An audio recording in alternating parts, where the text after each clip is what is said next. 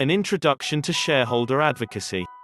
Many shareholders don't realize how crucial their role is. Most investors purchase shares of companies because they feel this is a profitable way to invest their money, but do not realize that the money they spend on shares will be used to finance the different activities of this company. As a shareholder, you get to have a say in how the money you invest is spent.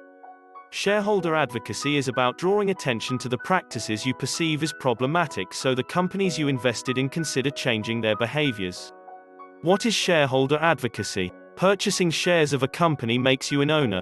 This doesn't mean you get to run the company or that your opinion will be sought before making important decisions. However, you have the right to express your opinion and the board of directors or CEO is required to listen to you. How can you make a difference?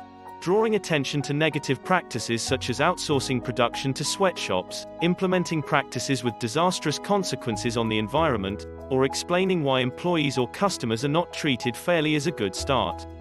Shareholder advocacy can also lead to ousting the current management of a company, especially if there is evidence that the company isn't run in an ethical manner or if the management is making decisions that expose your investment to unnecessary risks.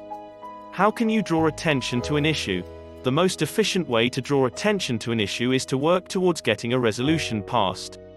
A resolution, sometimes referred to as a proposal, is a document that presents an issue and a solution to change the company's behaviors or reduce its exposure to risks. You can create a resolution by yourself, but it is quite common for groups of shareholder activists to get together to create proposals. Working with other activists is a great way to share ideas and learn from their experiences. Can anyone file a resolution? You can present a company's board of directors with a resolution as long as you own $2,000 worth of stock in this company. You also need to own the shares for at least a year before you can present your resolution. What happens after you file a resolution? Filing a resolution is about opening up a dialogue between a company's board and the shareholders. If you or a group of shareholders filed a resolution to draw attention to an issue, chances are many other individuals share your concerns.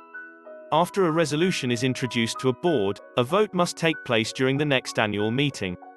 Shareholders get to vote on whether or not the resolution should be adopted. Companies typically pay attention to a resolution as long as it receives at least a 10% support when shareholders vote. A company might decide to take action before the annual meeting to present shareholders with their progress instead of holding a vote.